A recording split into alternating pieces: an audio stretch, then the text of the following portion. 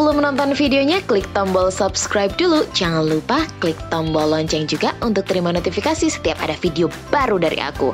Gimana? Udah? Sip? Oke, yuk, cus, yeah, happy watching! Hai, Assalamualaikum warahmatullahi wabarakatuh. Gimana kabarnya semuanya? Welcome back to my channel, Sari Dewi Novianti.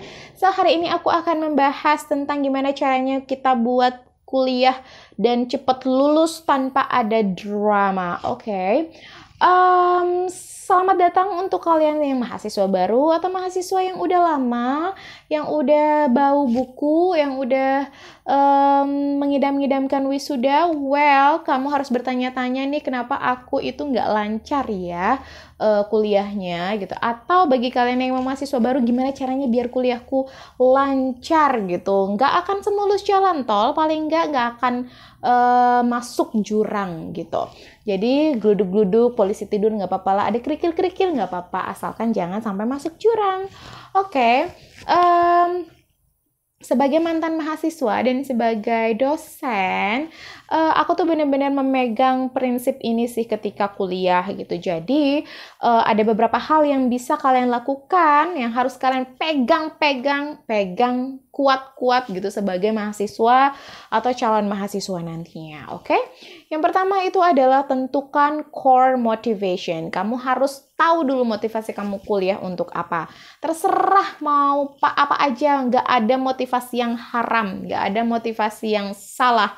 Tapi kamu harus yakin bahwa motivasi itu cukup kuat untuk bikin kamu tetap sabar dan semangat. Cari ya motivasi yang paling kuat yang bisa kamu punya, oke? Nah, motivasi yang paling kuat itu apa? Karena motivasi itu levelnya macam-macam. Jangan motivasinya karena pengen cepet nikah sama pacar. Siapa tahu kamu putus di tengah jalan, apakah kamu akan putus kuliah juga? Itu motivasi yang nggak kuat. Contohnya, oke. Yang kedua misalnya motivasinya adalah aku pengen jadi satu-satunya sarjana gitu di kampungku gitu, atau sarjana pertama di kampungku. Nah, ketika tetangga kamu ternyata lulus duluan, apakah kamu akan akhirnya drop dan akhirnya ya udah deh, aku udah nggak jadi yang pertama sarjana di kampungku, so aku nggak mendapat gelar first sarjana di desa ini. Aduh, itu motivasi yang lemah banget. So, cari motivasi yang memang tidak akan lekang oleh waktu. Apa aja deh yang paling penting itu paling berorientasi sama diri kamu sendiri. Core motivations itu biasanya comes from your inside gitu ya. Jadi harus berasal dari diri sendiri yang gak akan bisa dipengaruhi sama apapun gitu. Kayak misalnya aku ini adalah anak broken home. I will prove to anyone gitu ya. Saya akan membuktikan pada semuanya kalau saya bisa sukses gitu. Kalau saya bisa lulus gitu. Kalau saya bisa meraih pendidikan di perguruan tinggi kayak gitu. Terus core motivation yang lain adalah orang tua. Cinta anak sama orang tua itu nggak akan lekang, sama juga seperti cinta orang tua kepada anak apalagi kan. Jadi gimana caranya aku dulu pengen bahagiain orang tua kayak gitu. Klise, tapi memang itu strongest motivations gitu that I have. Jadi kamu juga harus cari core motivation. Misalnya kayak kamu nih misalnya oke, aku mau lulus gitu, atau aku mau cepat kerja supaya aku bisa support keluarga aku, support adik-adik aku pengen jadi role model untuk adik-adik aku bahwa pendidikan tinggi itu tidaklah mustahil. Misalnya kayak gitu-gitu. Jadi find your core motivation, your strongest motivation that will not, yang tidak akan mudah untuk patah gitu. Oke? Jadi cari motivasi terkuat kamu gitu. Biasanya orang yang berleha-leha, bertele-tele dalam kuliah itu biasanya karena dia udah nggak punya motivasi lagi gitu. Misalnya kalian dari keluarga kaya, orang tuanya mampu, nggak ribet masalah UKT gitu, kalian tetap harus cari motivasi. Jadi mungkin kalian nggak bukan duit misalnya, tapi lebih ke pencapaian diri kayak gitu-gitu. Jadi tetap harus punya motivasi, oke? Yang kedua, tentukan target. You have to have a precise target. Target yang precise adalah misalnya, oke, pendidikan kuliah itu berapa lama sih? S1 4 tahun. So, kalian tidak akan lulus melebihi 4 tahun. Oke, bisa 4 tahun pas, atau 4 tahun, atau 3 tahun 8 bulan, 3 tahun 10 bulan, 3 tahun, yang penting tidak boleh lebih dari 4 tahun. Jadi kan harus tentuin tuh targetnya. Dengan mempunyai target yang jelas, precise target, kalian tidak akan melenceng jauh dari target itu.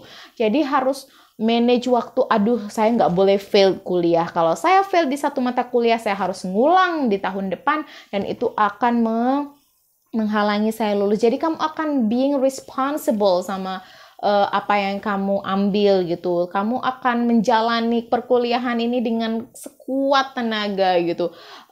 Tidak perlu menjadi yang paling baik gitu, tapi cukup menjalani prosesnya tanpa mengalami kegagalan. Itu sudah cukup ya, kayak gitu. Kalau memang target kamu, saya mau lulus target 4 tahun gitu, maksimal, jangan minimal. Jangan minimal ya, kalau misalnya kalian pasang target kuliah, harus maksimal 4 tahun kayak gitu. Kalau minimal ya iyalah jadinya 4,5 tahun, 5 tahun, jadi semesternya sampai tua gitu. Jangan, oke?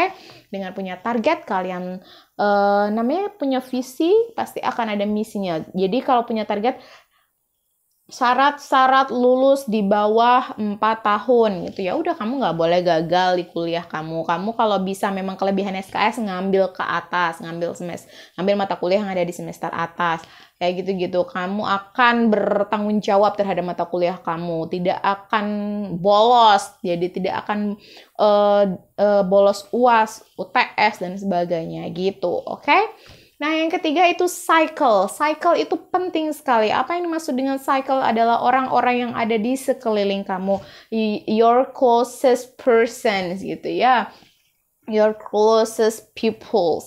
Bisa pertemanan, bisa friendship cycle, atau juga relationship. Jadi saya nggak ngejudge bahwa oke, kalian kalau masih kuliah jangan pacaran. Nah, itu pilihan hidup masing-masing. Kalau ada yang ngerasa memang saya lebih fokus tanpa harus pacaran, it's good. Tapi kalau memang ada yang pada akhirnya terlampau bucin, ya gimana lagi. Tapi ada syaratnya. Yang pertama, kalian harus lihat pertemanan kalian apakah positif atau negatif. Kalau negatif, jangan bertahan pada lingkungan pertemanan itu. Gimana sih yang negatif? Dia membawa keburukan, ngajakin kamu nggak kuliah, ngajakin kamu bolos, ngajakin kamu nggak usah ngerjain tugas, ngajakin kamu udah plagiat aja dan sebagainya. Pokoknya yang jelek.